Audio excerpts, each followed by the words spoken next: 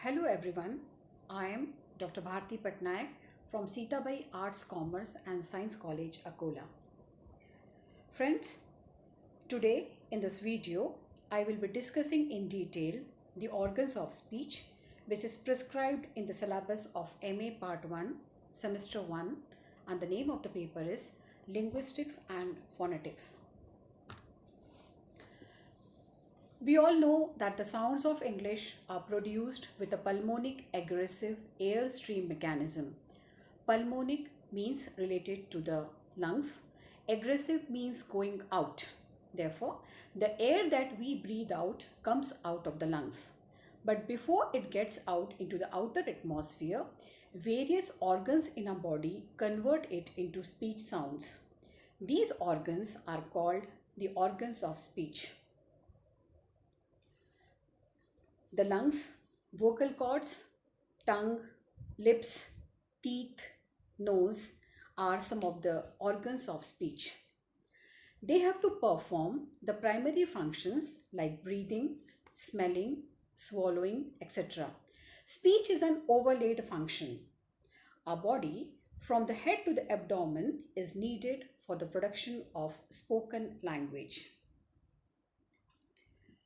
The organs of speech can be divided into the following three groups: the respiratory system, the phonatory system, and the articulatory system. These three systems work together as a unified whole to produce speech. The respiratory systems. The respiratory system consists of the lungs, the muscles of the chest, the windpipe or the trachea. The lungs are spongy bodies. They are made up of small sacs called alveoli. In this sacs, the blood is cleaned. The air is supplied to the alveoli by small tubes called bronchioles. The bronchioles come together into two large tubes called bronchi, one situated on the right and the other on the left. The bronchi join the trachea or the windpipe. The air that we breathe in passes through the trachea and then through the throat into the lungs. The respiratory muscles move the walls of the lungs so that air is drawn into the lungs or pushed out of them. This act is known as respiration.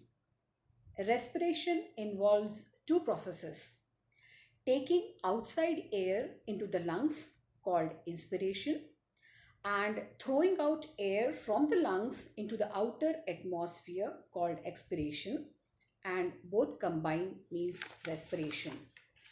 All the essential sounds of English need lung air for their production. The second system is the phonatory system, and it consists of the larynx and the vocal cords. The larynx is called the Adam's apple and it is situated at the top of the windpipe or the trachea. The air from the lungs has to come out through the windpipe and the larynx. It contains two vocal cords. The vocal cords are like pair of lips placed horizontally from front to the back. They are joined in the front, as you can see in the image, but they can be separated at the back. The opening between them is called glottis. The vocal cords can be opened and closed.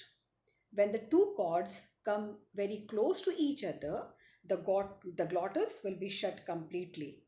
When we swallow food or water, the vocal cords shut the glottis and prevents the food or water from entering the windpipe.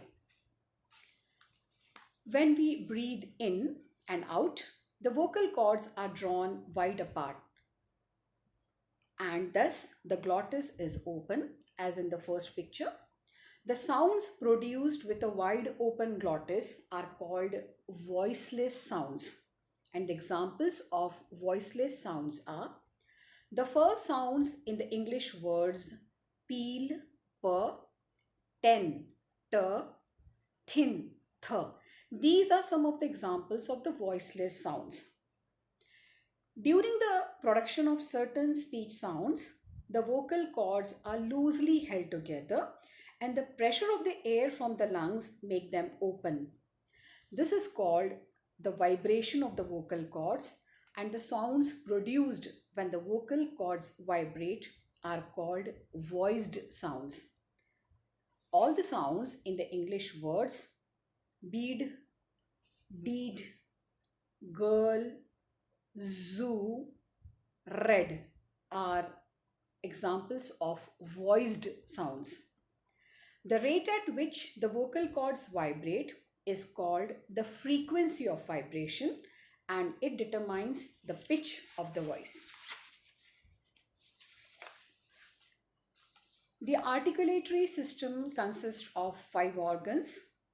They are the roof of the mouth, the tongue, teeth, lips, and nose. The roof of the mouth, the convex bony part of the mouth which lies immediately behind the upper front teeth is called the teeth ridge.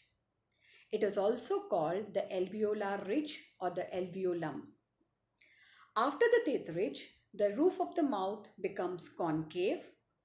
It is hard and bony. This bony concave surface is called the hard palate. The roof of the mouth then becomes soft and fleshy. This is called the soft palate or the velum. The fleshy structure hanging loose at the extreme end of the roof of the mouth is called the uvula. Now, the soft palate is one of the important organs of speech. The soft palate can be lowered and raised. If the soft palate is raised, then the air from the lungs does not go through the nose. The air has to come out through the mouth only. The sounds produced in this way are called oral sounds. For example, all the sounds in the English words peel, per, bag, bur, date are oral sounds. The closure of the nasal passage of air by raising the velum is called velic closure. Now, if the soft palate is lowered, the air from the lungs does not go through the mouth. The air has to come out through the nose. The sounds produced in this way are called nasal sounds. For example, the last sounds in the English words sum, m, sun, n, and sung, g are nasal sounds. The opening of the nasal passage of air by lowering the soft palate is called the velic opening. The tongue. The tongue is the most important organ of speech. It is an active articulation in the production of speech sounds. The tongue is divided into different parts. For example, the tip, the blade, front, back, and root of the tongue. The extreme edge of the tongue is called the tip. After the tip, it is the blade, and this blade is opposite the teeth ridge. Beyond the blade is the front, which is opposite the hard palate, and beyond the front is the back, which is opposite to the soft palate. Even beyond the back of the tongue is its root. The various parts of the tongue can make a contact with the roof of the mouth to produce different sounds. Lips. We have two lips, the upper lip and the lower lip.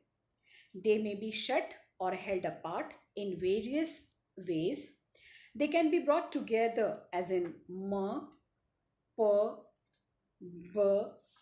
The first sounds in the English words peel, p, beel, b, mill, m are produced with the lips tightly shut. The teeth. The lower front teeth are not important in speech, but the upper two front teeth are used in English to some extent. If we put the tip of the tongue very close to the edge of the teeth. This will produce sounds like th, the. So students, this completes with the description of organs of speech. Thank you.